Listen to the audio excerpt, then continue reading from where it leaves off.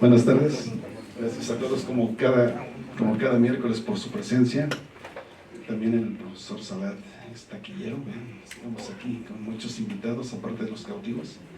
Les agradezco su presencia y muchos de nosotros conocemos ya al doctor Salat, pero les voy a leer una breve reseña de lo que él nos envía para que conozcamos un poquito de su trayectoria, y esto es más o menos así. Dice que él estudió la licenciatura en Física y Matemáticas aquí en la Escuela Superior de Física y Matemáticas del IPN, su maestría y doctorado en el CIMBESTAF, fue jefe del Departamento de Matemáticas en 1995, director de la SFM desde el 95 al 2003, ha publicado muchos artículos en revistas, Innovación Educativa, la Ciencia Politécnica, en Números, hace investigación en matemática educativa e investigación de simulación de Monte Carlo, imparte cursos de la licenciatura en Física y Matemáticas, tales como Cálculo 1, 2 y 3, Ecuaciones diferenciales, Programación 1 y 2, Análisis matemático 1 y 2, Probabilidad 1 y 2, Estadística 1 y 2.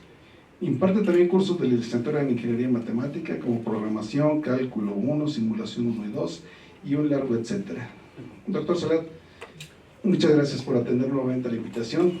Es un placer tenerlo aquí, y es la tercera conferencia del seminario, y la tercera conferencia de este seminario se la dedicamos a alguien de matemáticas que nos platique qué hace. Le agradezco. Muchas gracias. Adelante. Muchas gracias. Bueno, antes que nada, gracias al doctor Daniel Ramírez Rosales por haberme invitado a este seminario. Es un honor para mí estar aquí. También muy bienvenidos todos los que están aquí y los que estén en línea. También espero responder a las expectativas de todos ustedes. El tema es...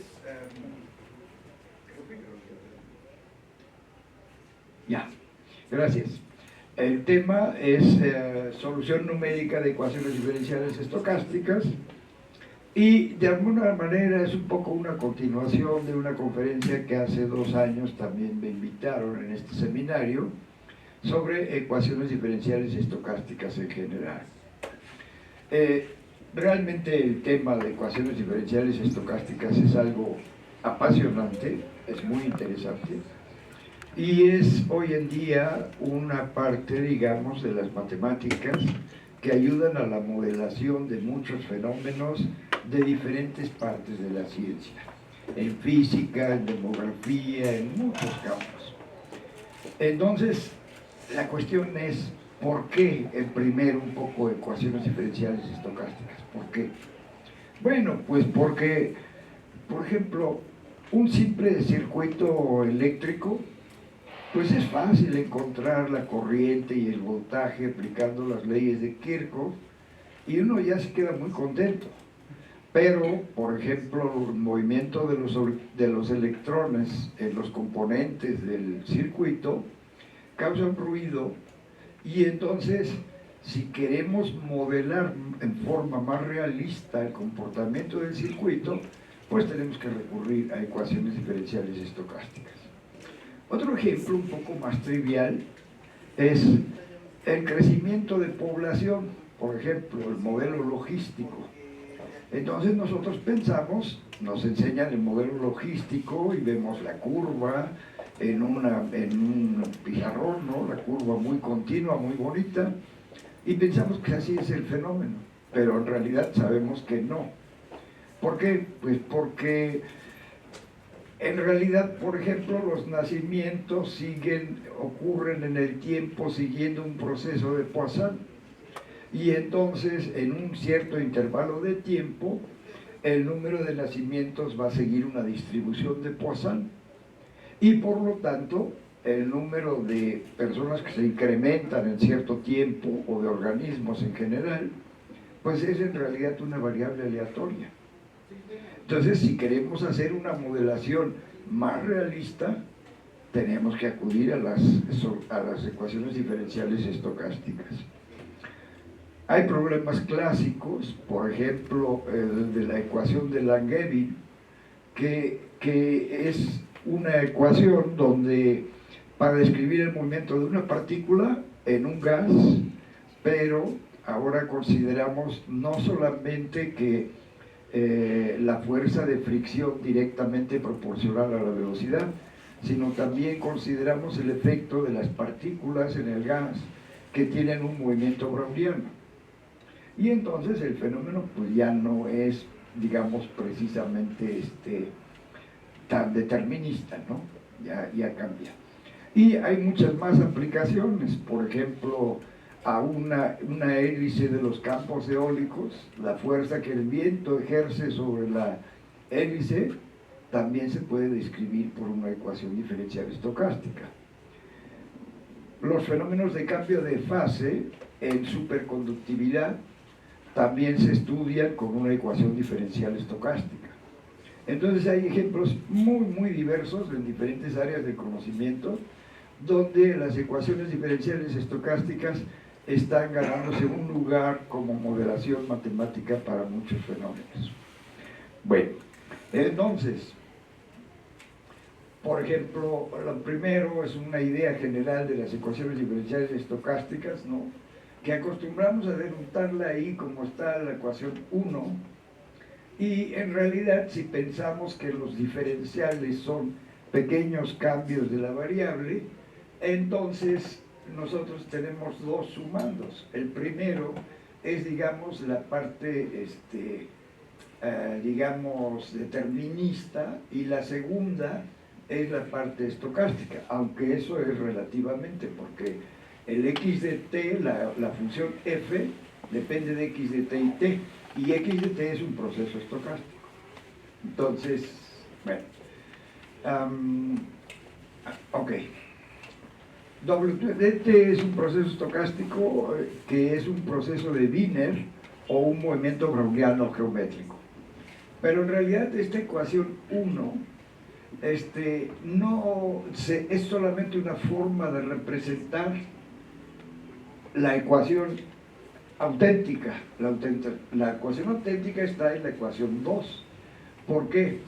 Porque la diferencial de un movimiento browniano no existe. O sea, el movimiento browniano es continuo, pero no es derivable. De tal manera que la ecuación 1 ya, digamos, es una representación que levanta dudas, ¿no? Pero a veces puede ser útil. La representación precisa es la que está en la ecuación 2. Sin embargo, ahí ya vemos que la primera integral no tiene problema, porque es una integral con respecto a una variable real. Pero la segunda, estamos integrando respecto a un movimiento browniano. Y esas integrales, pues no son la integral ni de Riemann, ni de Lebesgue, ni de Jordan, o sea, es otra integral. Esas integrales las definió el matemático Ito, japonés, y estudió sus propiedades, y desde entonces él creó la parte, digamos, de la matemática que se llama cálculo de Ito, donde es muy interesante porque el cálculo usual desde hace varias centurias, pues es el cálculo de Newton, de Leibniz, ¿no? Si acaso fundamentado luego por Cauchy, etcétera, y por Bolzano y Weierstrass, pero es la misma idea. En cambio, el cálculo de Ito sí introduce conceptos diferentes y a veces contradice nuestra intuición que hemos desarrollado por el cálculo de Newton y de Leibniz. Por ejemplo, la integral del movimiento browniano con respecto al movimiento browniano no es el movimiento browniano al cuadrado entre 2, sino que es el movimiento al cuadrado entre 2 menos t entre 2. Entonces ya las tablas de integrales que nosotros teníamos, como que ya aquí ya no funcionan, ¿no? Bueno, vamos a ver. Bueno, esta es la definición de movimiento browniano o proceso de Wiener, y en realidad la propiedad B se deriva de las otras, no es necesario incluirla, pero lo importante es que el movimiento browniano en cero siempre es cero, que los incrementos en intervalos disjuntos son independientes y que el incremento del movimiento browniano desde el tiempo S a T más S sigue una distribución normal con media 0 y varianza igual a la longitud del intervalo. Bien, ahora con este concepto, Ito definió la integral en forma somera de esta manera. Dice, bueno, consideremos una partición del intervalo 0t y consideremos la suma, esta que está en la ecuación 3. Si ustedes se fijan, el h de ti es la función h valuada en el extremo derecho del intervalo. O sea, el intervalo aquí es, en cada término es ti más 1, pero esta siempre va evaluada en el extremo derecho, a diferencia de la integral de Riemann, ¿no? Donde en realidad se puede evaluar en cualquier punto del intervalo. Bueno, esa propiedad es muy importante porque después, bueno, otra cosa que es muy importante dar aquí, que quede claro, el h de ti, el h de t, no es una función que va de R en R, sino que en realidad es una variable aleatoria, es un proceso estocástico. Bueno, muy bien. Entonces, la idea es que cuando la norma de la partición tiende a 0, esta suma converge. Si converge, entonces la llamamos integral de Ito y la representamos así. Pero ¿qué quiere decir que converja? No es la misma convergencia que nosotros estamos acostumbrados en los números reales. O sea, esto, ¿verdad? Para empezar, esto es una variable aleatoria para cada n. Entonces estamos hablando de la convergencia de una sucesión de variables aleatorias. Entonces, para eso se define un espacio de todas las variables aleatorias y se define un producto interno en él como el producto interno de una variable aleatoria x por otra, y es, ¿cómo se llama? Es la esperanza de x por y. Entonces se puede probar que es un producto interno y nos permite también definir una norma. O sea, la norma de la variable aleatoria sería la raíz cuadrada de la esperanza del cuadrado de la variable aleatoria.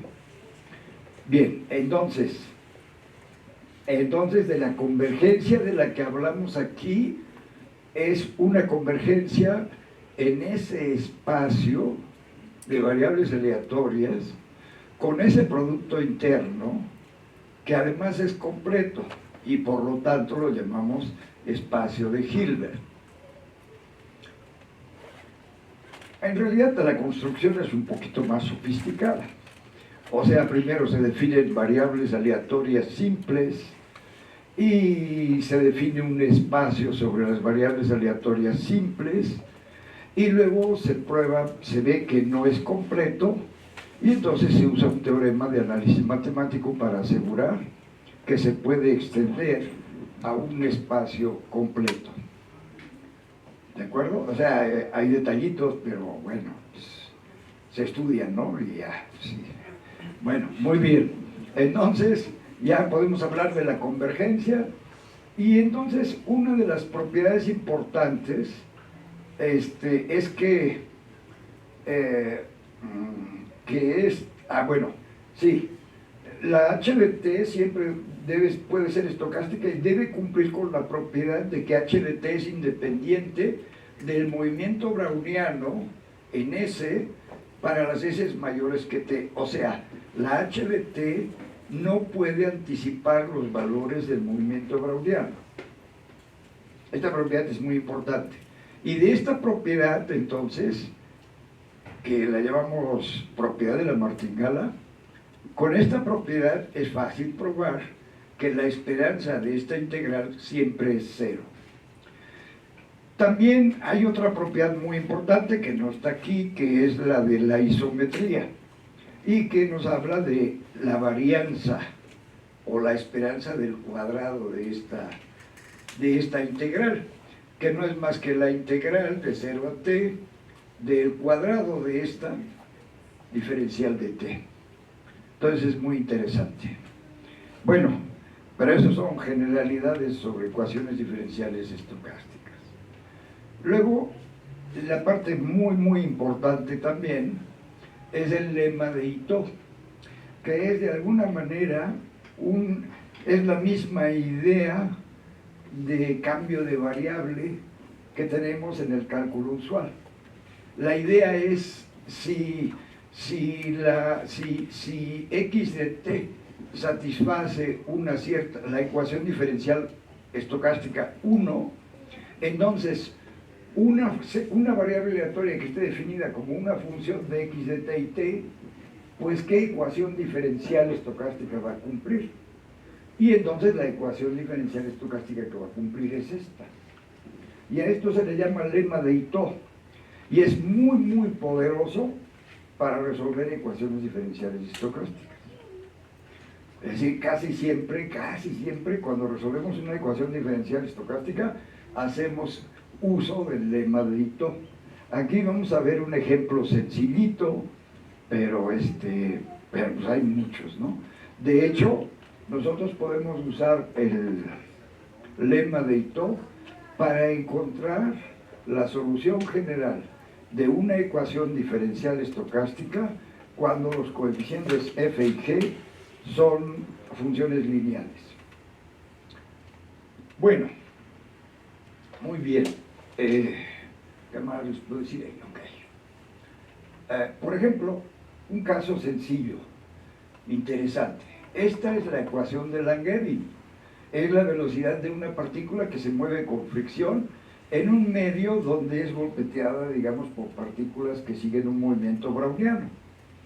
Entonces, si yo le quito este término, pues esto es una ecuación muy sencilla de la mecánica clásica y pues es muy fácil de resolver. Pero ya le agrego este término y entonces el fenómeno, la posición de la partícula, ya no es más una variable real, sino es una variable aleatoria. En realidad es un proceso estocástico. Bueno, para resolver esta ecuación un poco para que, como una probada del uso de la fórmula de Ito, pues si hacen esta transformación, h de t igual a b de t por e a la at, y usan la fórmula del lema de Ito, la ecuación les queda así. Y entonces, integrando ambos miembros, se obtiene esta solución. Por supuesto que esta es una integral de Ito, sencillita, porque esta aquí, la h de s, es una función real. Pero de todas maneras, como estamos integrando respecto al movimiento browniano, pues tiene su chiste, ¿no? O sea, esta no podemos calcular un valor, no tiene un valor, sino que esta es una variable aleatoria que podemos simular sus valores, por ejemplo. ¿Sí me explico? Sabemos que la esperanza de esta, por la propiedad que vimos antes, es 0. Y también podemos conocer la varianza. La varianza sería la integral de 0 a t de e a la 2as diferencial de s. Esa es por la propiedad de isometría de Ito. Bueno, muy bien. Estos son generalidades un poco sobre ecuaciones diferenciales estocásticas.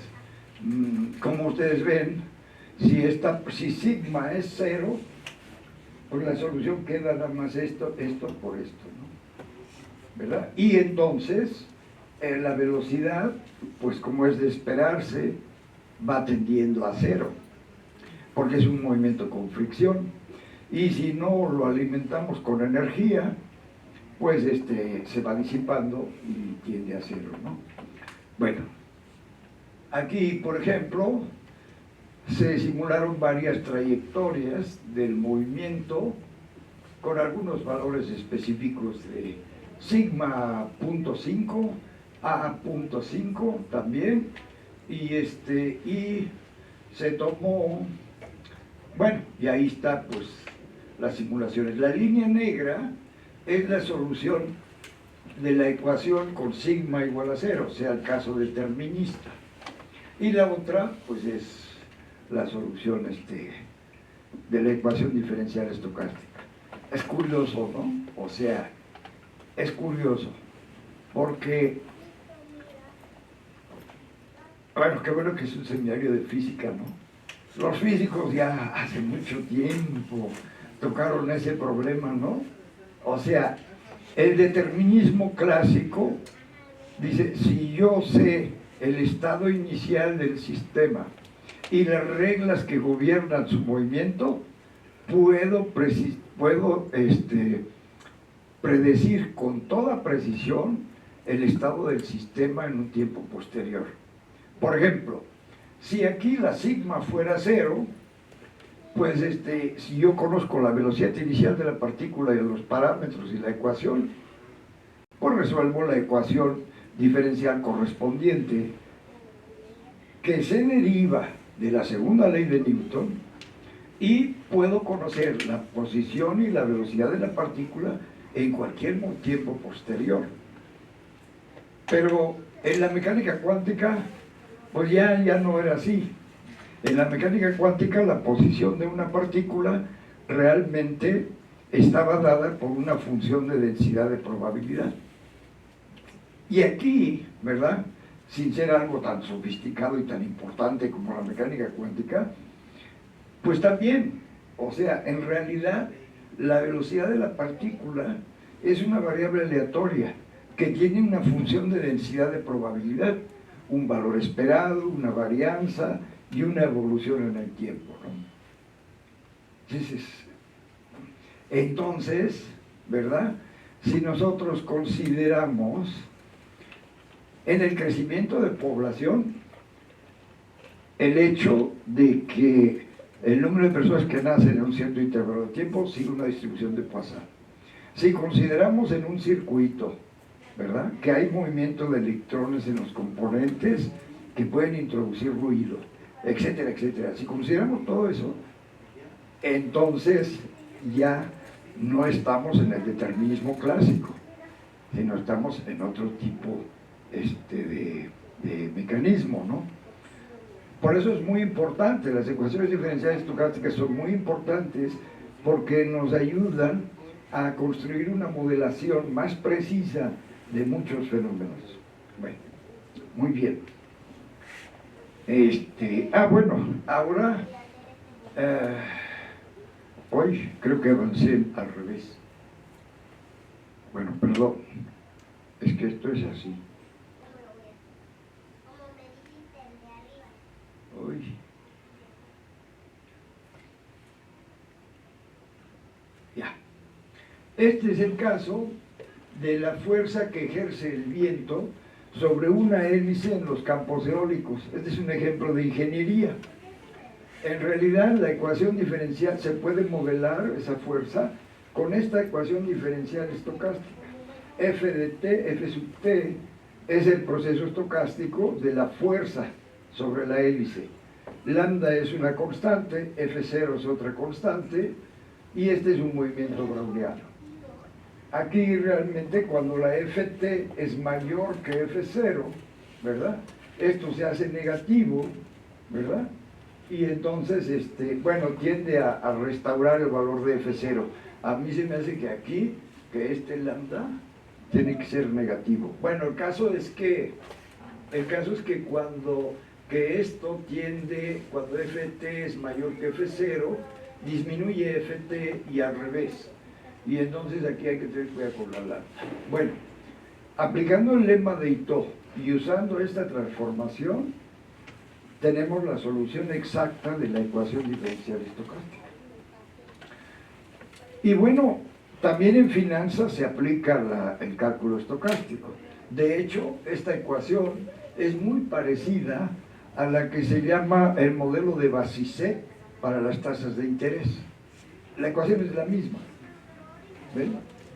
Entonces es curioso, ¿no? O sea, muchos fenómenos. Bueno, ¿ah?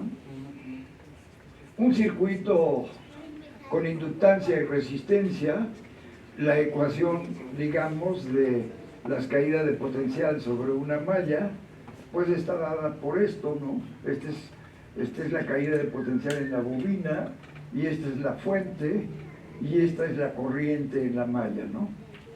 Y entonces, debido al movimiento de electrones en los componentes, introducimos un factor estocástico aquí.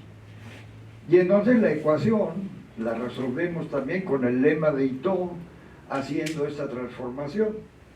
Y haciendo la transformación, la ecuación esta queda así.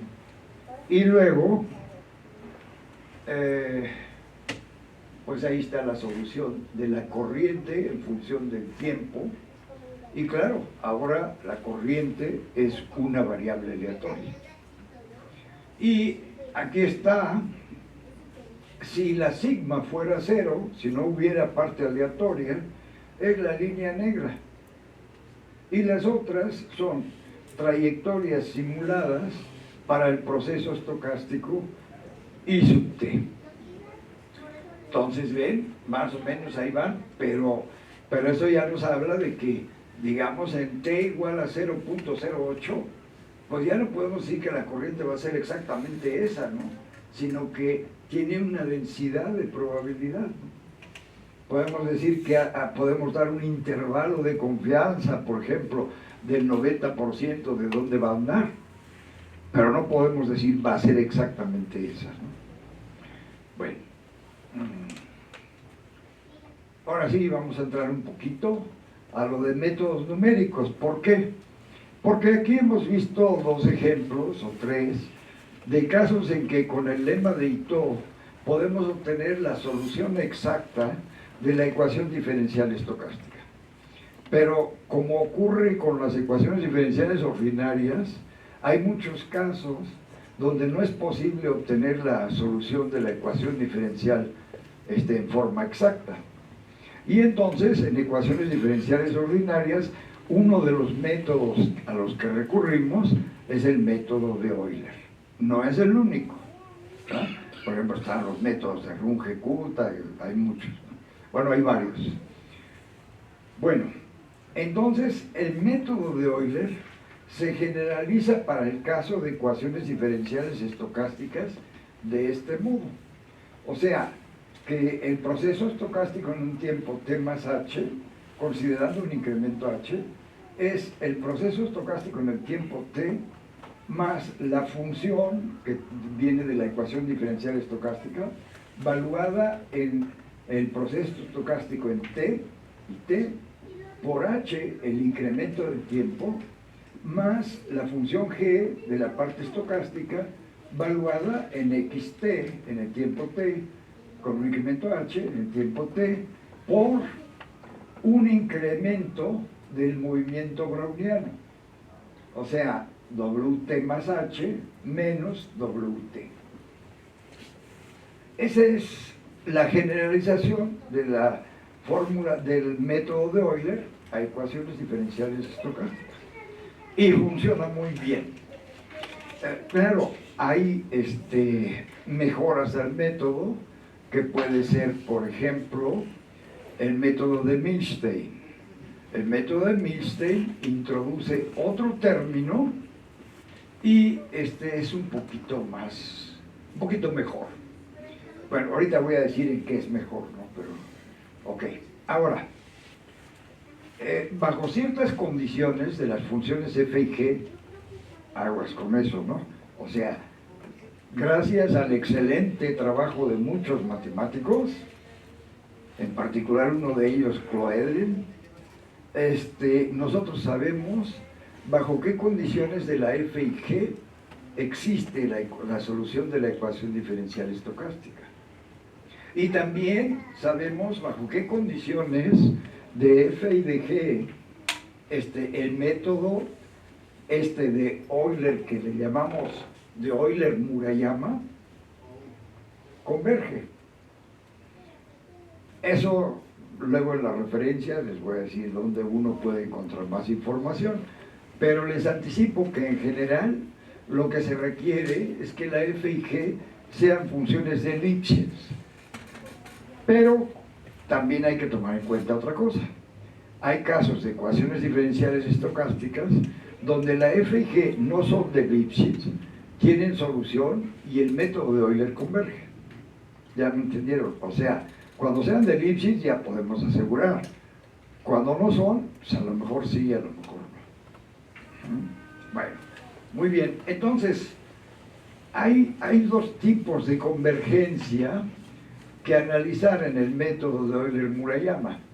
Uno es lo que llamamos convergencia débil y otra convergencia fuerte. La convergencia débil quiere decir que si nosotros tomamos la esperanza de una función de x de t, f, menos la esperanza de las aproximaciones por Euler-Murayama, cuando h tiende a 0, este error tiende a 0. Y tiende a 0 de una forma O de h, o sea, que tiende a 0 como una constante por h cuando h es pequeño. O sea que si disminuimos el h a la mitad, pues esperamos mejorar la aproximación, también el error, digamos, disminuirá a la mitad para h's pequeños. Pero en cambio hay otro, que es la convergencia fuerte, que es, toma uno la diferencia del proceso estocástico con el proceso simulado por Euler-Murayama. Toma la norma en el espacio de Hilbert que mencioné, la eleva al cuadrado y toma el supremo en el intervalo 0t. No digo máximo porque puede no existir, obviamente. Entonces, por eso toma el supremo. Y toma la esperanza de esto y a la 1/2. Esta esperanza converge a 0 cuando h tiende a 0, pero con una velocidad menor que la en este caso. Aquí tiende a 0 con una velocidad como raíz de h.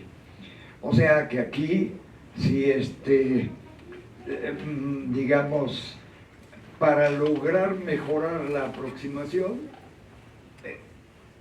se vuelve difícil porque tenemos que hacer que h tienda a 0, pero mucho, ¿no? Porque la raíz cuadrada es una cosa así, entonces de repente, pues aunque uno siga disminuyendo h, ya no se nota, ¿no? Entonces, pero con el método de Milstein, resulta que convergencia fuerte es del tipo de O de H. O sea, que la convergencia fuerte y la convergencia débil con el método de Milstein se da con la misma velocidad.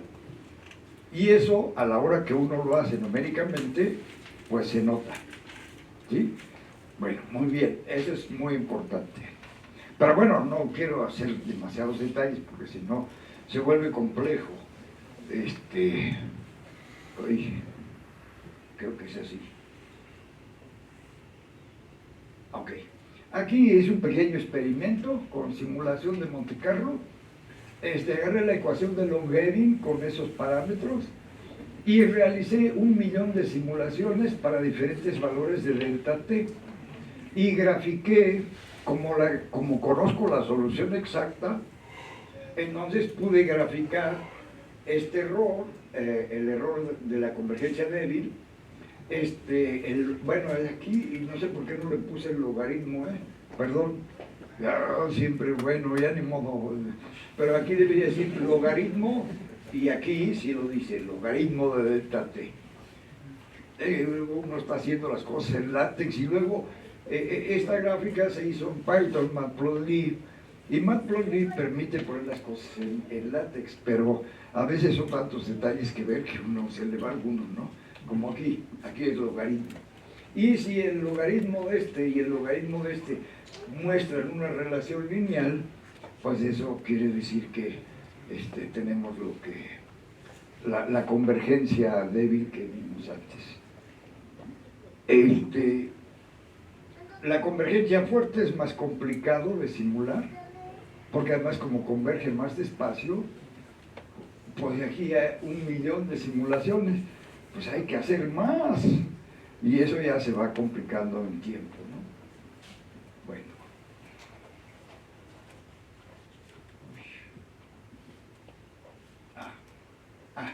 Luego, se hacen mejoras al método de Euler-Murayama.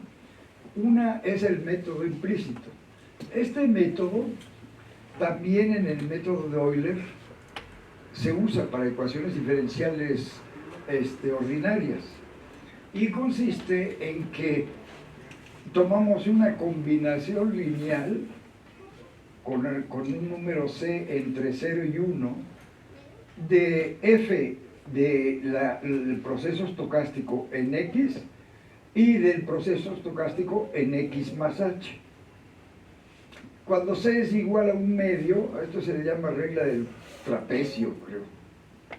Pero uno puede jugar con el valor de c para obtener mejores aproximaciones. Digamos, si uno toma el valor de c igual a 1, le da más importancia al punto de la izquierda, y si da c cercano a 0, le da más importancia al punto de la derecha. ¿Ya me entendieron?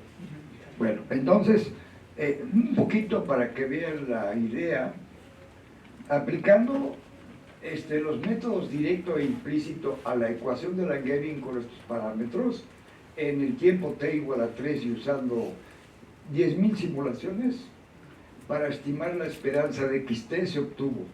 El error porcentual en el método directo fue menos 0.40 y en el implícito fue menos 0.27, que es una reducción notable.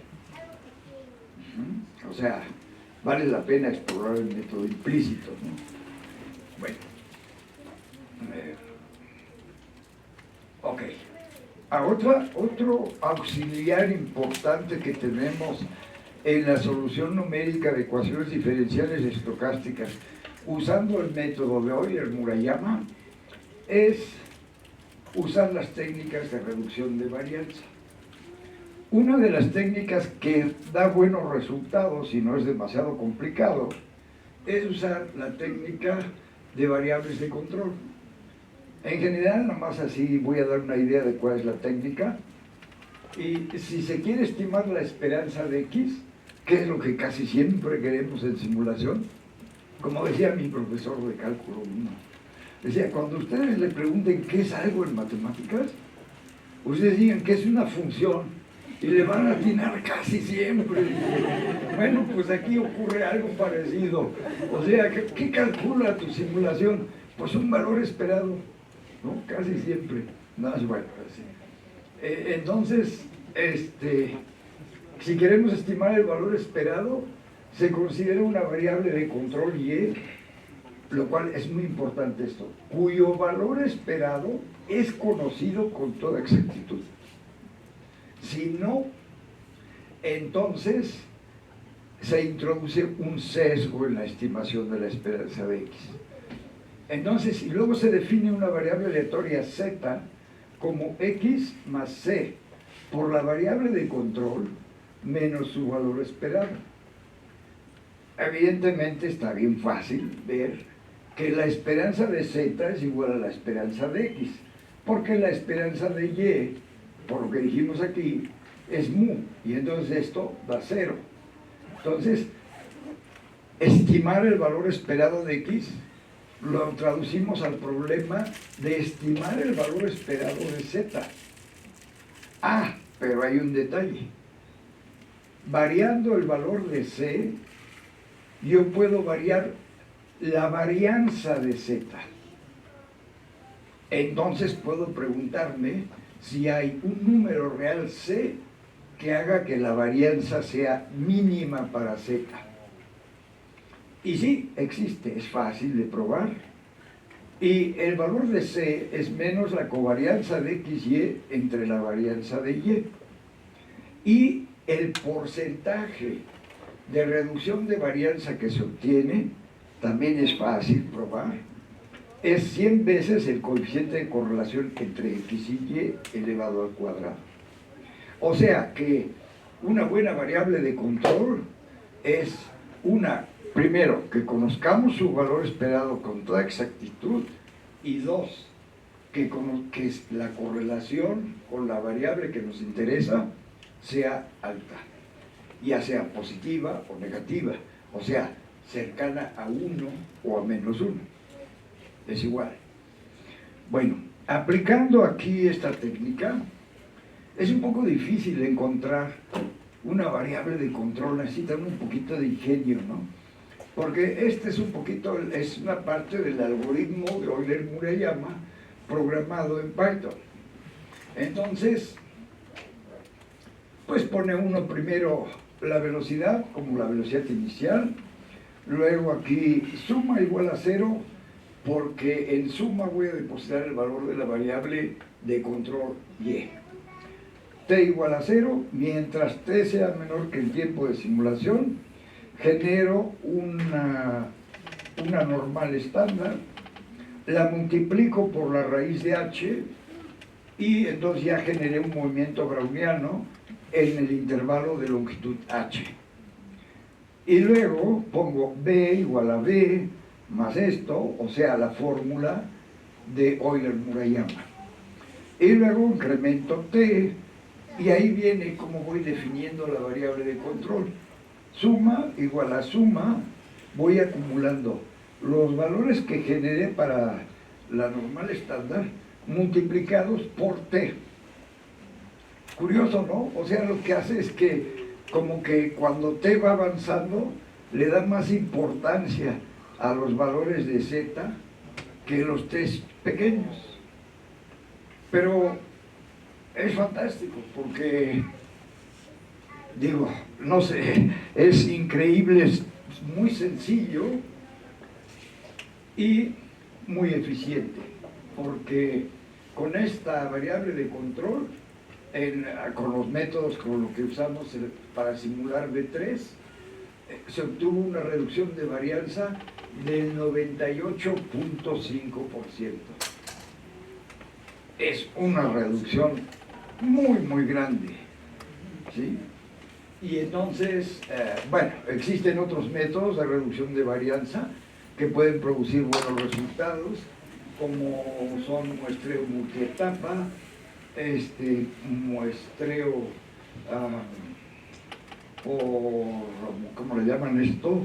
Estratificación, y pues hay muchos, ¿no? O sea, si probamos, por ejemplo, el método de variables antitéticas, no va a dar buenos resultados. La reducción de varianza es menor del 60%. Pero bueno, pues ahí hay que explorar, ¿no? Bueno, entonces, esa es una parte importante. Pero esta es la parte más importante, la que a mí más me llamó la atención. Esta ecuación luego la ponen con diferentes nombres, pero a mí me gusta conservar el nombre de Fokker-Planck, porque contiene el nombre de Planck y es muy antigua esa ecuación. Es como de 1910, 20, algo así.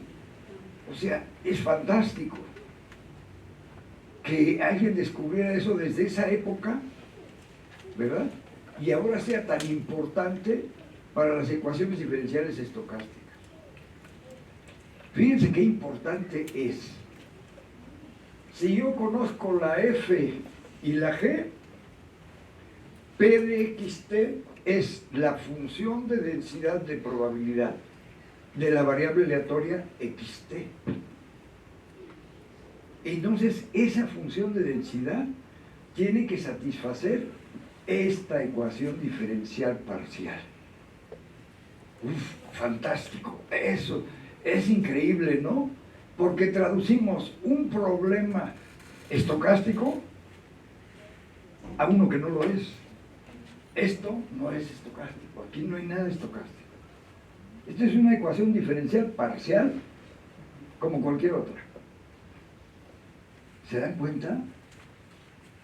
Es fantástico, ¿no?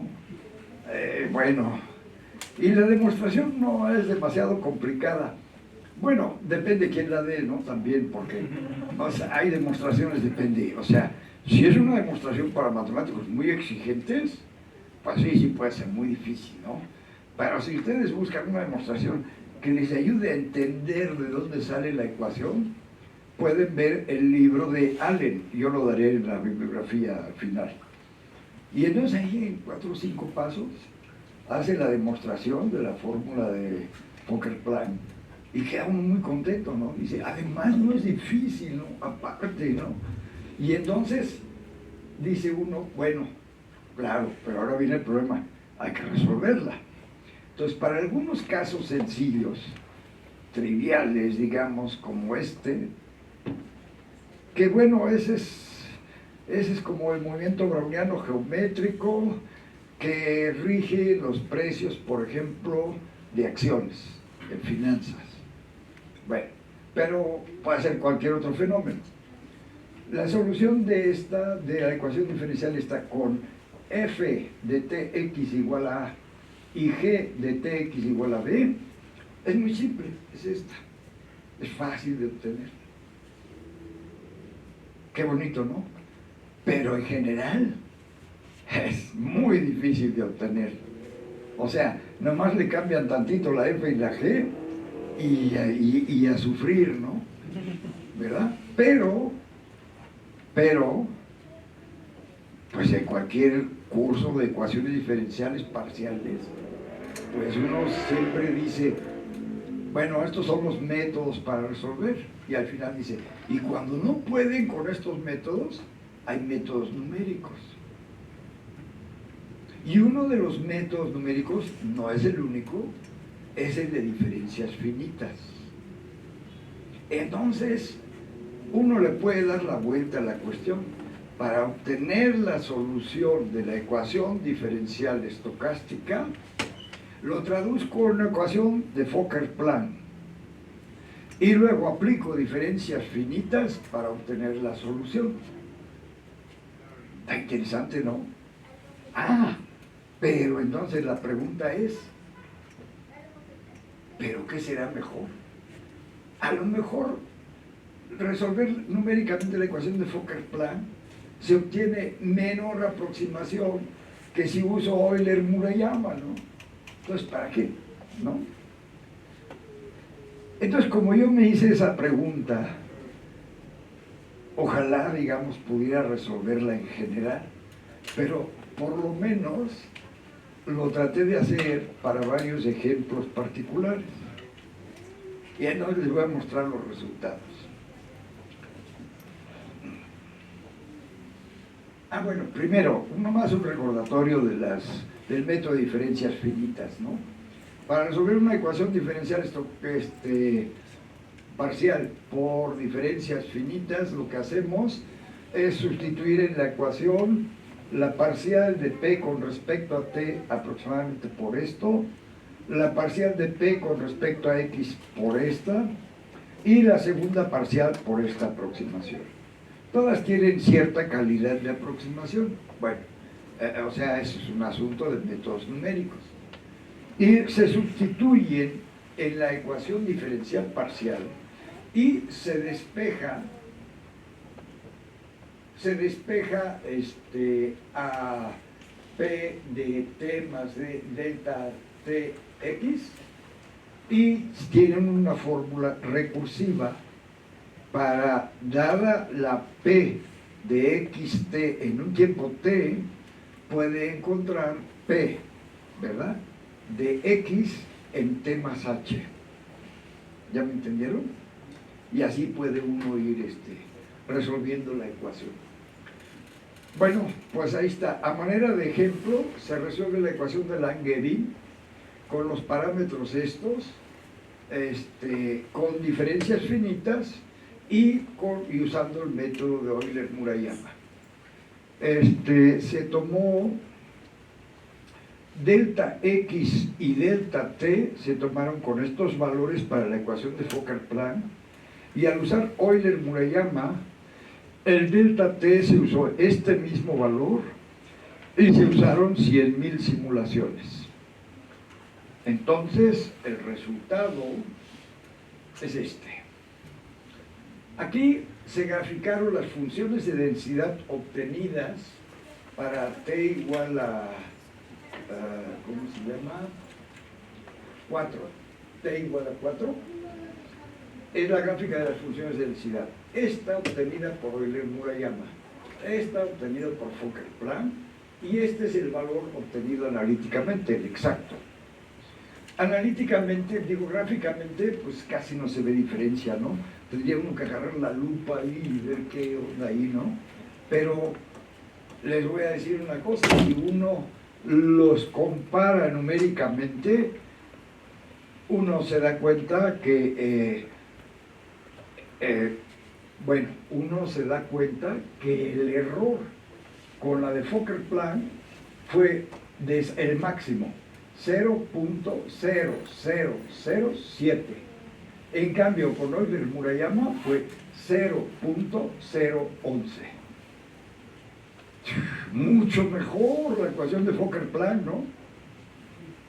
Y además, el tiempo de ejecución con esos parámetros, en mi modesta máquina, usando librería Numba, eso no crean que tampoco, o sea, fue de 2 segundos la de Fokker-Planck. Y en cambio, la de Euler-Murayama fue 176 segundos.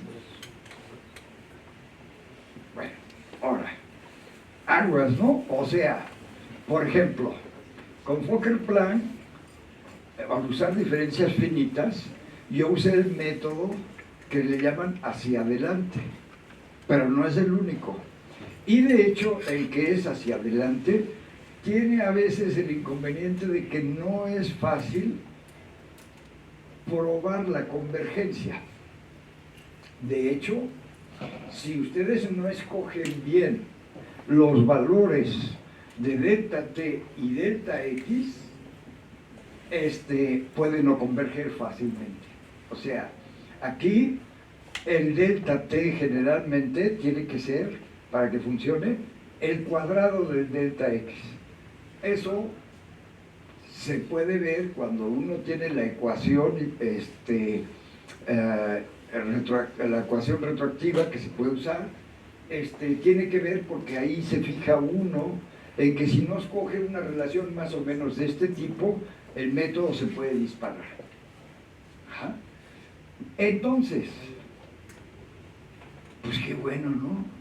Porque los libros de ecuaciones diferenciales estocásticas, capítulos y capítulos de Euler-Murayama, de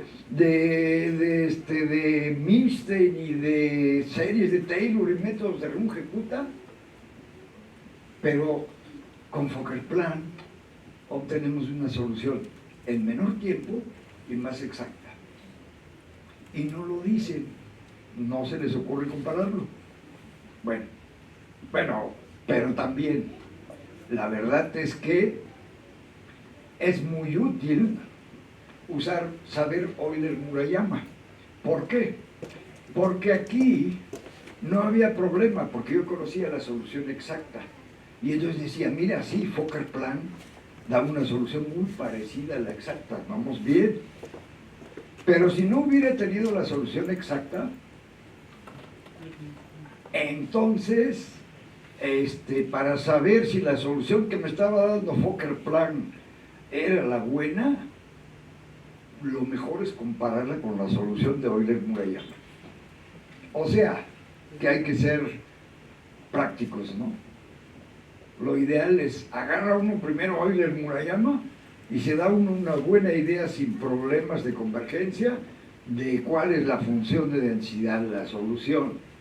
Y luego va uno con Fokker-Planck y empieza uno a tratar de encontrar la solución, pero con mayor precisión, ¿no? O sea, que en realidad recomiendo usar los dos métodos, ¿no? Eso es lo que puedo decir. Ahora, bueno, entonces, ya está. digamos, líneas de investigación. ¿Qué hago yo con todo eso? Pues, pues yo personalmente lo que hago es que trato de hacer investigación que pueda ser interesante, sobre todo para los alumnos egresados de ingeniería matemática o de la licenciatura, es igual, para las tesis, por ejemplo, ¿no? Algunos temas que puedan ser interesantes. Entonces, por ejemplo, uno que es muy interesante, dado lo que ya hemos visto, es encontrar condiciones de convergencia y de estabilidad al usar el método de diferencias finitas para resolver la ecuación de Fokker-Planck y probar otros esquemas. ¿Por qué? Porque, por ejemplo, para la ecuación de calor, o así, si ustedes no usan el método de avance hacia adelante, sino hacia atrás, la convergencia está garantizada. Y hay un teorema que lo afirma. Pero avanzando hacia adelante, no. Entonces, por eso es muy interesante tocar ese tema y se puede tocar a nivel muy sencillo y se puede tocar también a nivel muy profundo. O sea, tratar de obtener algún teorema, ¿verdad?, alguna propiedad que diga la ecuación de Fokker-Planck bajo estas condiciones con el método hacia adelante o hacia atrás o al que ustedes quieran, se puede asegurar convergencia y estabilidad. Entonces, son problemas muy interesantes, ¿no? El otro, usar, eso es muy interesante, que no hemos hablado mucho de eso. Está bien, ¿cómo es que obtengo la función de densidad con Euler-Murayama? Pues quién sabe, ¿no? O sea, yo lo que hago es, simulo muchos valores para x sub 4, muchos valores, y hago el histograma. Y de ahí, ¿cómo estimo la función de densidad? Ese es el histograma. Bueno, entonces, se usa con frecuencia, y los textos así lo ponen, incluso el mismo Allen, se usa el método del kernel, que se llama en inglés, o del núcleo en español, que es un método muy bonito, que es parte de la estadística no paramétrica, y es muy interesante, toda la teoría. Pero, si el h es distinto de 0, el estimador de la función de densidad en un punto tiene un sesgo. Entonces, por mucho, muy bueno que sea Euler-Murayama, si nosotros estimamos usando el método del núcleo, siempre vamos a introducir un error en el cual no tiene nada que ver Euler-Murayama. Entonces, ¿cómo mejorar eso? Esa es otra línea de investigación en la cual yo ya he trabajado, y una manera es estimar primero la función de distribución, de tal manera que para estimar la función de distribución en un punto tenemos un estimador que es insesgado. Y entonces obtengo la función de distribución y luego uso splines cúbicos. Y con spline le ajusto un spline cúbico y luego obtengo la derivada de ese spline cúbico, porque la función de densidad es la derivada de la distribución. Y se obtienen mejores resultados. ¿Dónde ver eso? Pues bueno, en la Reunión Nacional de Física y Matemáticas, uno de mis artículos habla de eso. Otro habla de la comparación de resultados con Euler-Murayama y la ecuación de Fokker-Planck. Y el otro habla de cómo afecta, cómo se puede mejorar la estimación de parámetros para una ecuación diferencial estocástica, dado un conjunto de datos reales, usando el método de máxima verosimilitud. Entonces, bueno, esas son unas pocas de líneas así de investigación que uno diría, bueno, ¿para qué no? Pero si uno ve los textos, uno dice, bueno, pues mucho Euler-Murayama, pero y luego Fokker-Planck, pone la ecuación de Fokker-Planck, pero ya no dice nada más lo dicen como algo así, como colateral, ¿no? Y es una joya, la ecuación de Fokker-Planck, de la década de los 20, ¿no? De 1920, ¿no? Y además lleva un nombre de mucho prestigio. Bueno, me imagino que Fokker también debía ser alguien muy importante, pero Planck, indudable. O sea, ¿no? En la historia de la física, ¿no? Entonces, los físicos de aquella época fueron geniales, ¿no? En el desarrollo de las teorías, ¿no? La mecánica cuántica, o sea, fue un desarrollo genial, ¿no? ¿Verdad? Hasta dónde alcanzó su genio, que miren, ahorita nosotros usamos un resultado de ellos para resolver problemas muy actuales, ¿verdad? Bueno, yo no sé cuánto tiempo llevo, pero a mí ya se me acabó ahorita lo que yo tenía planeado. O sea que les agradezco mucho su atención y estoy...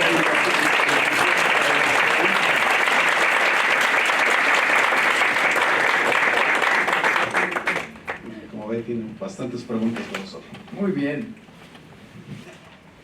Gracias por la charla, está muy interesante. Yo tengo 3 preguntas, aunque 2 de ellas están relacionadas.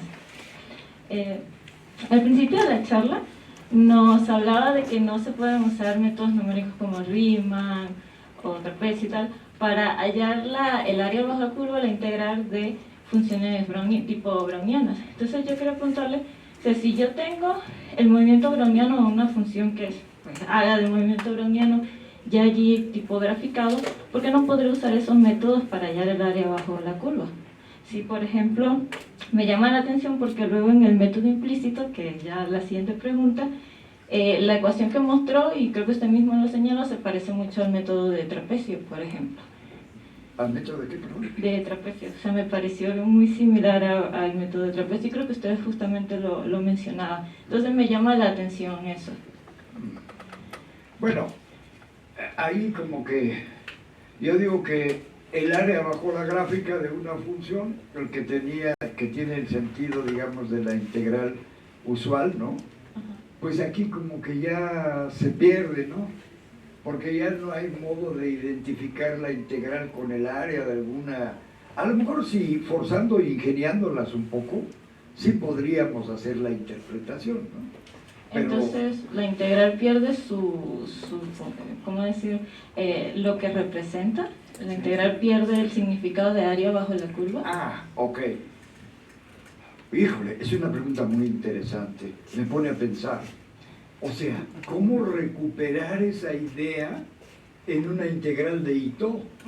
Exactamente. Le prometo pensarlo. Está bien, gracias. Porque es una idea interesante. Bueno, y esta tercera pregunta ya. En los ejemplos que usted mostró, tipo de la fuerza eólica o la partícula que pega con otras partículas cuando está en un gas, o el circuito LR, colocaba a la ecuación que ya conocemos un término que representa pues el movimiento estocástico. Y eran expresiones ya colocadas. Entonces me llama la atención cómo saben qué expresiones matemáticas o qué expresión representa ese movimiento estocástico para agregarlo a la ecuación. O sea, ¿cómo lo determinan? Ese también es otro problema muy interesante. Ese problema, porque en realidad lo que a nosotros se nos ocurriría sería algo así.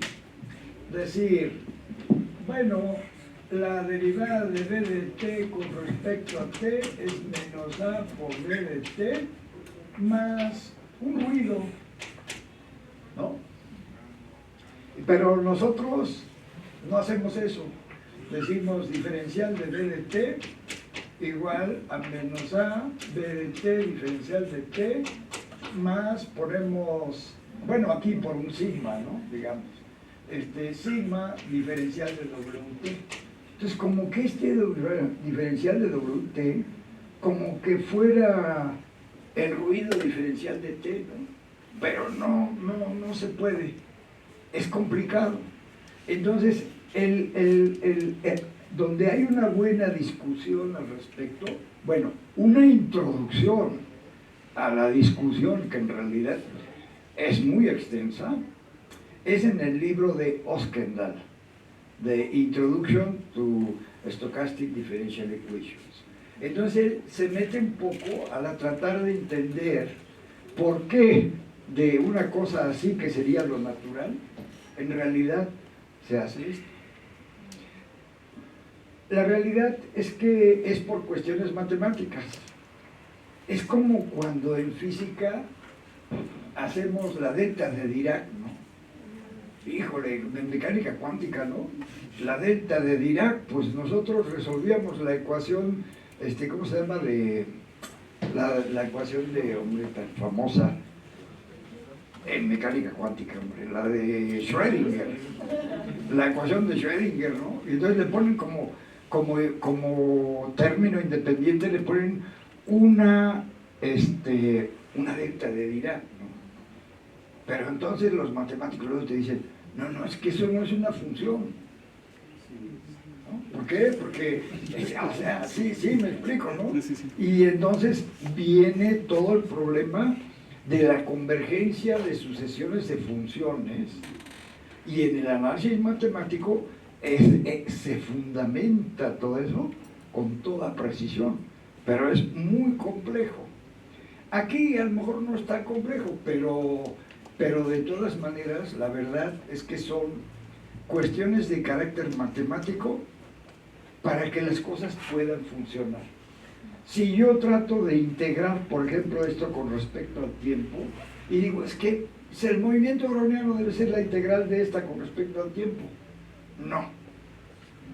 No, ¿por qué? Bueno, pues, así para explorar un poquito, ¿no? Si hago la integral de Ito de con respecto, hago la integral de esto con respecto al tiempo, tomo una suma de Riemann, sería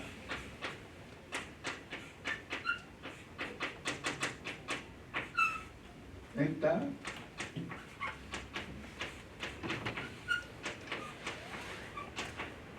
y le llamo Sn, y tomo la esperanza, rete bien, es 0, y cuando n tiende a infinito, 0.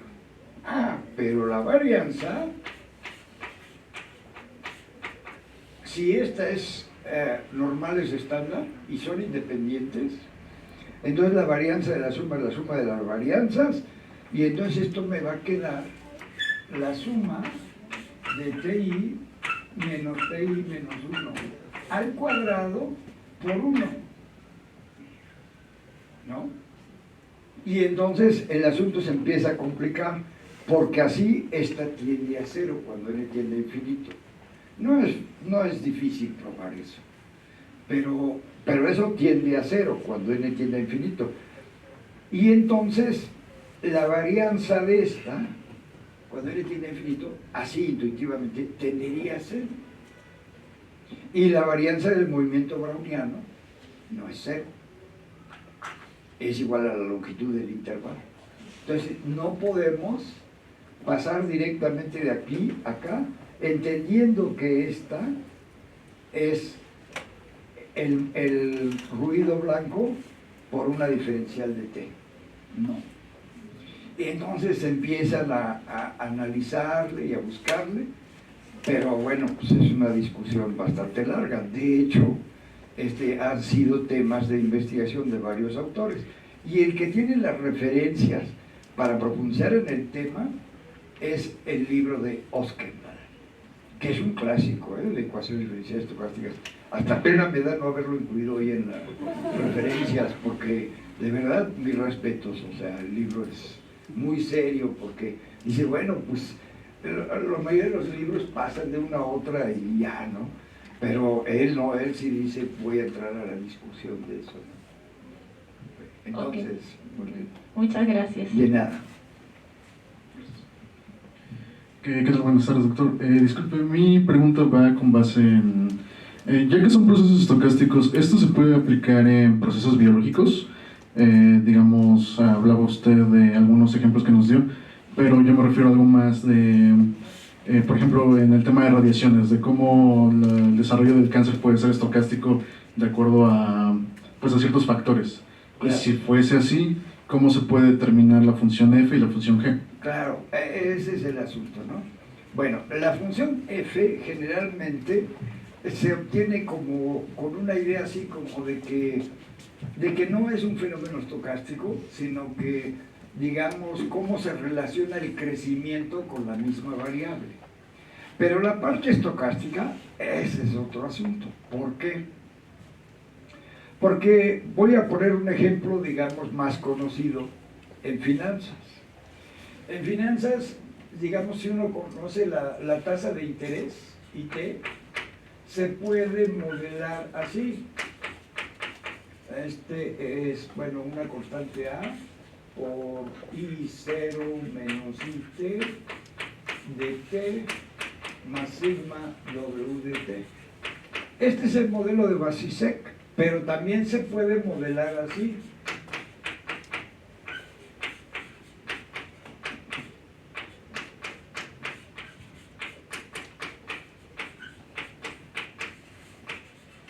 Y este es el modelo de Brennan-Schwarz. Y luego se puede modelar así. Lo mismo, pero acá. Y este es el modelo de Cox-Ingersoll-Ross. Y luego, algunos dicen, bueno, ya, el modelo generalizado, ¿no? Y T a la alfa, ¿no? Y entonces, ¿cuál, no? ¿Cómo? Realmente tratar de ver analíticamente de dónde podría salir este o este es un poco difícil. Lo que sí es factible, y por eso la pregunta es muy buena, porque yo puedo tomar datos reales de las tasas de interés y ajustar los parámetros con este modelo, con este y con este. Y para cada uno de ellos tengo una herramienta que es una prueba de hipótesis para ver si realmente los datos provienen de un modelo de ese tipo o no. Entonces, por ejemplo, si agarro un conjunto de tasas de interés y no puedo rechazar la hipótesis nula, puedo rechazar la hipótesis nula a un nivel de 5%, en este caso, en este, pero en este no, entonces ya digo, no, pues como que el mejor modelo es este, ¿no? Y tu pregunta es muy buena porque a lo mejor vale la pena, digamos, agarrar ejemplos sencillos, ¿verdad? Donde nosotros variemos este componente y ver cómo varía la solución, para ver un poco, descubrir un poco qué efecto tiene la forma de la G en la solución, ¿no? Bueno, es lo que a mí se me ocurre, ¿no? Muchas gracias. Aquí. Vaya atrás. ¿Por qué levantaron la mano antes? Y lo van pasando hacia adelante. Buenas tardes, profesor. Muchas gracias por la plática. Mi pregunta es sencilla y va con respecto a la ecuación de Fokker-Planck. Cuando se obtienen las soluciones de esta ecuación, ¿se tiene que hacer alguna transformación para regresar al proceso estocástico o simplemente se toma esa como la solución del problema estocástico? Es la solución al problema estocástico, porque la solución del problema estocástico es tener la función de densidad de probabilidad del proceso en todo tiempo. Okay. En cada tiempo, porque me refiero la función de densidad de probabilidad, me refiero la función de densidad como una función de X para todo tiempo. Eso es tener la solución de la ecuación. ¿Me explico? Sí, gracias, muy amable. Es interesante porque cuando yo hablo aquí de la solución, cuando doy las soluciones usando el lema de Ito, doy explícitamente XT como algo, sí, ¿no? Como una fórmula. Y en cambio cuando tengo Fokker-Planck, doy la función de densidad de probabilidad de XT, ¿no? Por eso me parecía curioso si no había alguna transformación de un problema a otro. Entonces es interesante porque en ese sentido el cálculo de Ito sí te da muchas veces una solución explícita, ¿no? Sí. Que no te va a dar la ecuación de Fokker-Planck. Exacto. Muy bien. Gracias, muy amable. No, al contrario, a ti. Muy buena aportación. Buenas tardes, doctor. Muchas gracias por su presentación. Yo tengo dos preguntas y una de ellas es algo que se ha repetido mucho en esta presentación y yo no sé. ¿Qué es un proceso estocástico? Y la siguiente es, ¿toda ecuación diferencial estocástica se puede llevar a una ecuación de Fokker-Planck o se deben de satisfacer algunos requisitos? Bueno, primero, el proceso estocástico en realidad nada más es una variable aleatoria, ¿verdad? Pero que varía para cada valor de t, con t, digamos, en algún intervalo continuo, ¿no? Bueno, continuo o discreto, sí, puede ser. Pero el chiste es que para cada t es una variable aleatoria distinta. ¿Sí me explico? Pero ese es un proceso estocástico, con t como un índice en algún conjunto de índices. ¿Sí me explico? Eso es así en general, ¿no? Y la segunda pregunta, ¿cuál era? Perdón. Si toda ecuación diferencial estocástica se puede llevar a una ecuación de Fokker-Planck. Pues sí, el hecho de que la ecuación de Fokker-Planck tenga solución o no, esa es otra cosa. Pero si tú tienes esta ecuación, ¿verdad? Y tienes perfectamente bien definida esta función, ¿verdad?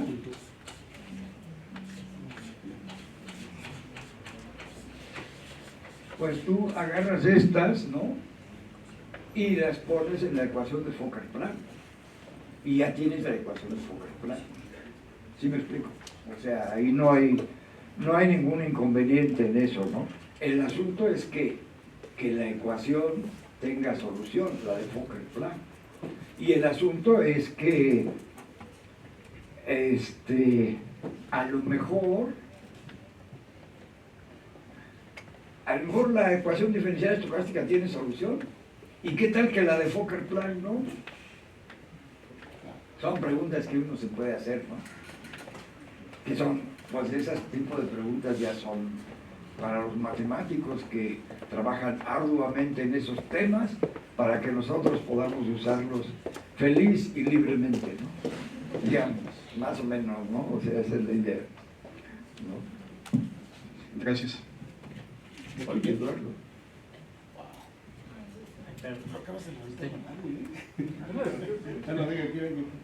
Hola doctor, muchas gracias por la plática. Mi duda es sobre la reducción del valor de la invarianza. Usted había dicho que había muchísimos métodos o muchísimas formas para reducir el valor de la varianza, pero mi duda es, ¿existe algún parámetro especial para decidir cuál método es el mejor antes de empezar a, digamos, hacer muchísimas simulaciones para ver si en realidad es efectivo?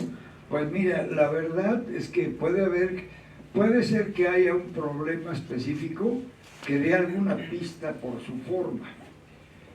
Por ejemplo, a lo mejor, dado el tipo de problema, el muestreo de importancia puede volverse útil. ¿Cuál es, por ejemplo, el muestreo de importancia? Pues es que cuando tú calculas,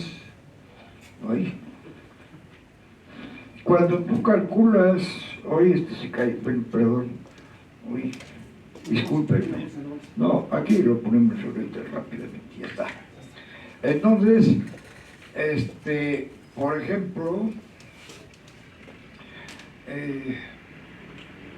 cuando tú calculas la esperanza de una, digamos, de una variable aleatoria x, pues tú esto lo pones como la integral de x por la función de densidad de x diferencial de x. Pero tú puedes hacer otra cosa. Tomas otra función de densidad de probabilidad, en principio cualquiera, y entonces puedes escribir esto como f de x entre g de x por g de x diferencial de x. Entonces, tú puedes decir, yo puedo simular valores para la x y promediarlos y obtener una estimación de la esperanza de x. Pero también puedo simular valores para esta variable aleatoria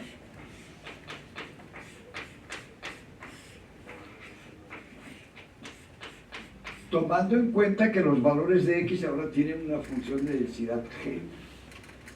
Y entonces, si tengo suerte, la varianza de esta resulta menor que la varianza de la X.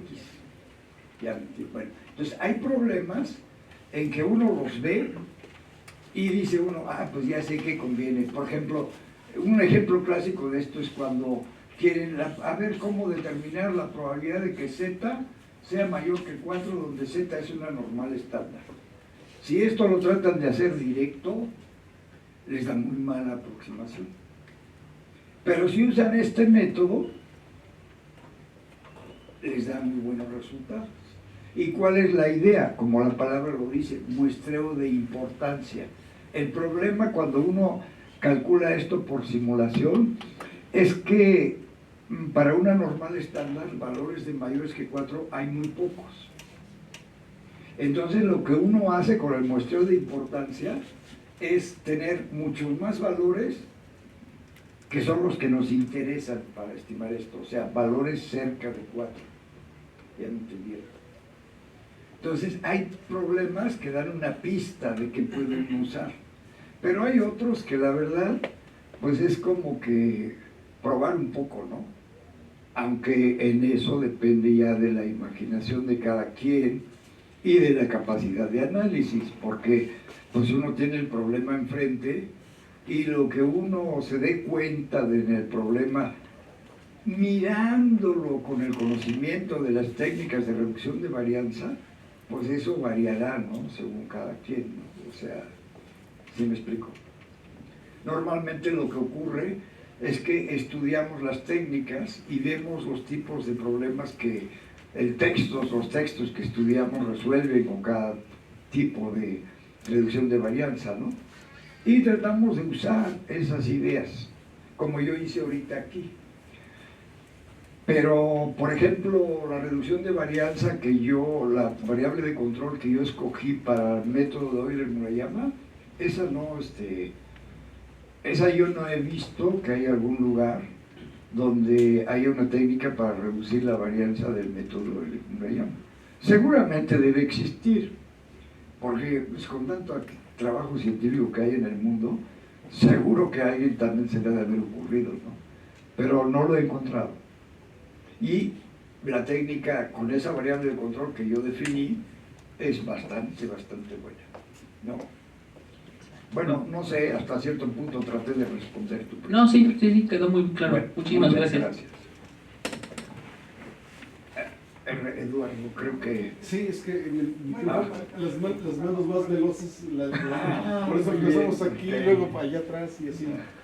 Aunque fue uno que otro Va un poquito en desorden. Gracias por la conferencia. Mi pregunta viene en el sentido de, por ejemplo,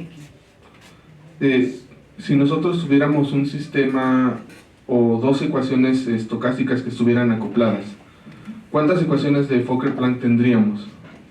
Bueno, sí, claro. O sea, es que lo que pasa ahí es que tendrías...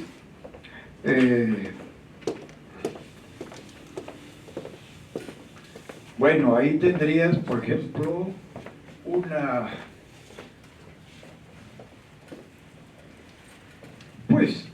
tendrías una ecuación así, por ejemplo. Bueno, o a lo mejor de Y de T, ¿no? Porque podrían ser ligadas. Bueno, en principio tendrías una por cada ecuación, ¿no? En principio, ¿verdad? Pero no lo he explorado, ¿eh? O sea, no lo he explorado. O sea, pero es una pregunta interesante, no sé, que lo voy a pensar y lo voy a desarrollar, ¿no? Así. Voy a agarrar un ejemplo de dos ecuaciones y voy a ver cómo lo traduzco a una de Fokker-Planck, ¿no? Pero los sistemas de ecuaciones diferenciales estocásticas son, ¿cómo diría yo? Están estudiados como parte de la teoría de ecuaciones diferenciales estocásticas, ¿eh? O sea, lo que pasa es que yo aquí hablé nada más de una dimensión, pero en realidad, por ejemplo, la dispersión de enfermedades contagiosas, el modelo SIG, ¿no? tiene varias ecuaciones diferenciales. En el caso,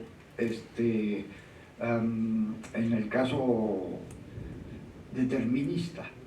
Si lo traduzco a estocástico, también obtengo varias ecuaciones diferenciales estocásticas. Entonces, por eso es interesante, pero habría que ver en cada caso, ¿no? ¿Sí?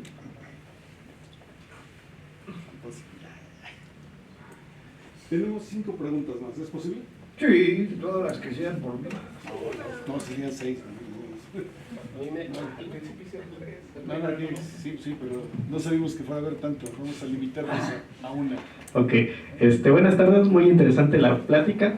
Me preguntaba si usted ha investigado, ha leído o ha intentado, implementado, integrar para la resolución de ecuaciones estocásticas, inteligencia artificial, redes neuronales y cómo es su solución, qué métodos utilizan, cómo podría ayudar a la convergencia de soluciones, a encontrar las soluciones, a reducir las varianzas y ese tipo de cosas. No sé si he hecho algo al respecto. Bueno, sí, o sea, pues hay ya libros elaborados sobre eso. Hay un libro que es Simulación de Monte Carlo y toca precisamente esos temas, ¿no? O sea, ya existe mucha teoría al respecto, ¿no? Lo que pasa es que uno, digamos, se enfoca a lo que a uno lo inquieta en un momento dado, ¿no? Y a mí lo que me ha inquietado más son las preguntas que hice como de investigación, que quizá, digamos, es algo que a lo mejor han pensado los investigadores que es de poca importancia, ¿no? Pero no tan poca, ¿no? Porque pues a veces conviene saber qué es mejor usar uno u otro método y por qué, ¿no? ¿Verdad? Bueno, en fin, sí hay textos donde entran a toda esa problemática ya. En la investigación en ecuaciones diferenciales estocásticas, métodos numéricos y simulación de ecuaciones diferenciales estocásticas es algo muy actual, pues, y con muchos desarrollos. La velocidad de artículos es muy grande. Ok, muchas gracias. Buenas tardes, gracias por la plática. Una pregunta, ¿se podría extender esta teoría en otros campos? Porque se trabaja en los reales, ¿no? ¿Perdón? ¿Se podría extender esta teoría en otros campos, por ejemplo, a los complejos? Ah, yo creo que sí. Y ese sería algo muy interesante, ¿no? Bueno, pues sí. Esa es una buena propuesta. Bueno, ya usted lo desarrolla. Y luego nos lo platica y lo vamos a disfrutar mucho, porque eso va a ser muy interesante con los cuaterniones. Y bueno, sí, pero es un tema muy bonito, porque ya ve que cuando pasa uno de cálculo normal al otro, pues ya empiezan que las ecuaciones de Cauchy riman, ¿no? Y todo eso, y cambian, ¿no? Las cosas. Es muy bonito. Sí. Profesor, la siguiente pregunta la van a hacer en inglés, pero no se preocupe. Aquí tenemos traductor. Bueno, traductora, de hecho. Okay. Thank you, Professor, for the nice talk. My question is that, is there any role of stochastic differential equation in developing the stochastic quantum gravity? Sí, hay algún desarrollo para ecuaciones estocásticas en mecánica cuántica. Sí. Otra vez, repíteselo. El profesor. A ver, que si hay algún desarrollo para ecuaciones estocásticas en mecánica cuántica. A ver, eso fue gravedad cuántica, dijo gravedad cuántica. Gravedad cuántica. Bueno, yo la verdad, o sea, no lo he visto. Podría ser que sí, pero a primera vista pienso que la mecánica cuántica ya tiene incorporado el carácter estocástico desde inicio. Lo que pasa es que la mecánica cuántica tiene, por ejemplo, pues la ecuación de Schrödinger, en donde realmente la ecuación de Schrödinger pues son funciones de densidad, ¿no? Entonces es el enfoque de traducir el problema, ¿cómo diría yo? El problema estocástico lo traducen a una forma determinista, que es la ecuación de Schrödinger, ¿no? Porque la ecuación de Schrödinger es una ecuación en la función de onda. Y la función de onda es una densidad de probabilidad, ¿no? Entonces, como que la física ya consideró eso desde hace tiempo, tan es así que la ecuación de Fokker-Planck es tan antigua. Pero eso no quita que efectivamente pueda haber, digamos, a lo mejor en mecánica cuántica alguna aplicación específica con ecuaciones diferenciales estocásticas. Yo no la he visto, pudiera ser que existiera. Lo dudo porque la mecánica cuántica ya incorpora el carácter estocástico desde el principio, ¿verdad? Porque desde el principio la función la función de estado, la phi, que normalmente resuelve, pues es una función de densidad de probabilidad. ¿Sí me explico? Lo interesante quizás sería, y por eso también la pregunta es interesante, al revés. O sea, ¿será que las cuestiones de la ecuación de Schrödinger las pudiéramos traducir a métodos numéricos con Euler-Murayama, Runge-Kutta, sí, o sea, al revés? Podría ser interesante, pero yo no lo he visto. ¿Sí? Bueno, gracias por la pregunta. Dos preguntas más. Eduardo. Hola, ¿qué tal? Interesante táctico, profesor. A mí me llamó la atención una cosa que puso ahí y que honestamente no me gustó. Bueno, es esto, mire, los tamaños de los pasos, 0.1 y el otro era 0.0001. Sí. Pero son potencias de 10. Sí. Y las máquinas son binarias. Sí, yo a veces los hago con potencias de 2. Ajá, ok. Eso es lo que quería yo señalar. Ajá. Es que hacer 100.000 sumas, procesos de estos, con potencias de 10, a fuerza va a hacer que se incremente muchísimo el error numérico. Claro. Entonces, bueno, la pregunta era más bien, ¿ha considerado mejor usar Claro, estamos de acuerdo. Es una buena aportación del profesor, que además es un muy buen experto en computación y en métodos numéricos. Sí. Y él dice, en vez de usar 100.000 simulaciones, en vez de usar delta como .1, .01, todo eso, sí, usar potencias de 2, ¿verdad? Por el carácter del tipo de operaciones de la computadora, sí, ¿no? Porque la computadora es el binario, ¿no? Sí, y no cuesta trabajo. Es decir, si en lugar de un centésimo tomamos 228, es prácticamente lo mismo. Sí. Sin embargo, va a haber mucho mayor precisión con binario. Sí. Bueno, sí, tienes razón. Y uno abusa de que a veces los programas son tan buenos, sí, que tienen muy buena aproximación, pero de todas maneras, tú tienes razón, que en vez de usar .1 se puede usar una potencia de 2 y luego dividirlo entre 2 y entre 2, y además ya lo he hecho, no, o sea, no es que no lo haya hecho, ¿no? Pero tiene mucha razón. Sí. Bueno, eso era, gracias. No, a ti, muchas gracias. La última pregunta. Es una buena aportación, abusado. Buenas tardes, profesor. Tengo como 752 preguntas, pero me voy a tener que restringir. Entonces, al principio de la plática mencionaba la representación diferencial, que no tenía sentido como tal, había que usar una representación integral.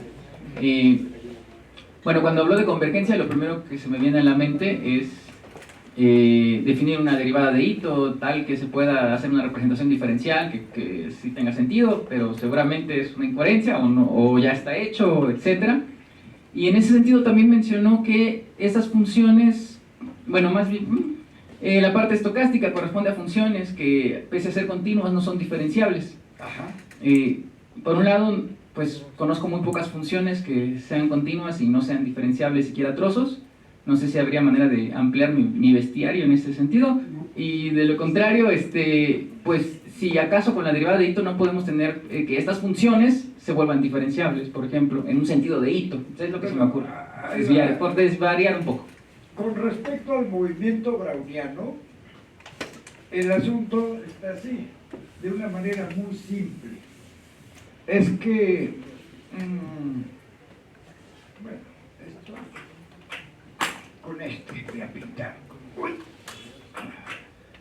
El movimiento browniano, si uno pone W de T más H menos W de T, esto va a seguir, de acuerdo a la definición, una normal por media cero y varianza H.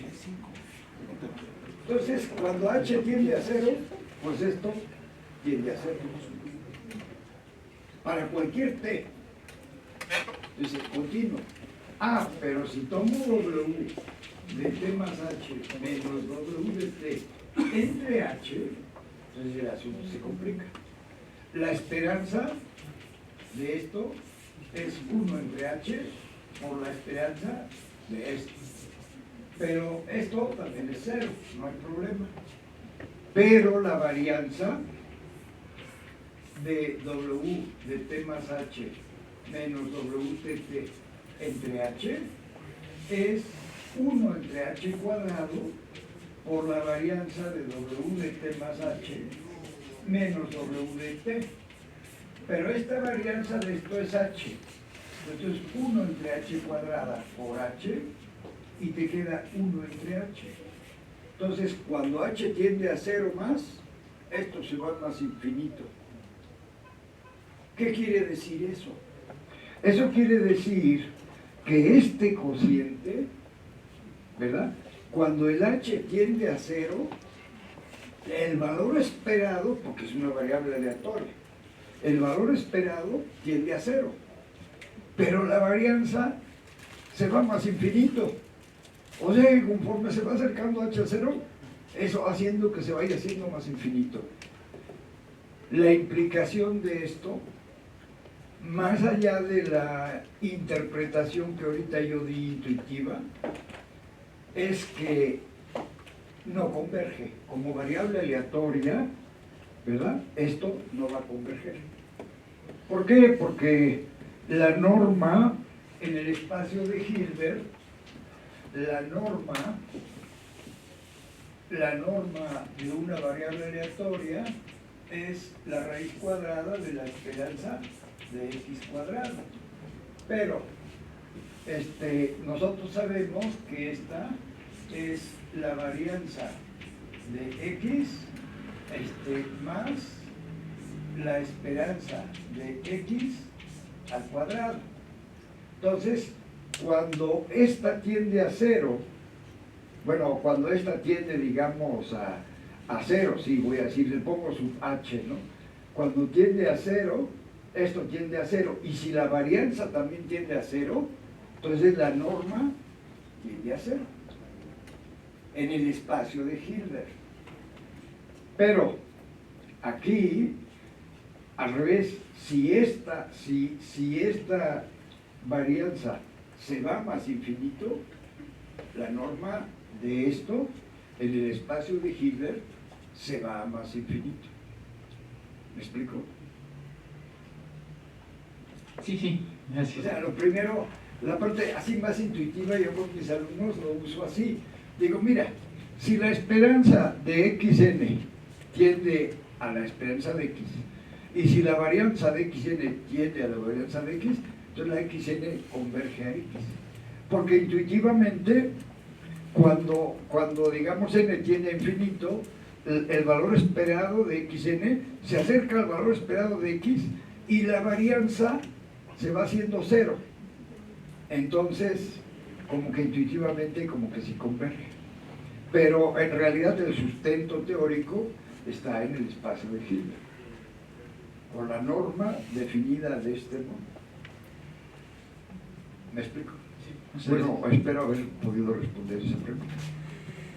Agradecemos nuevamente al profesor.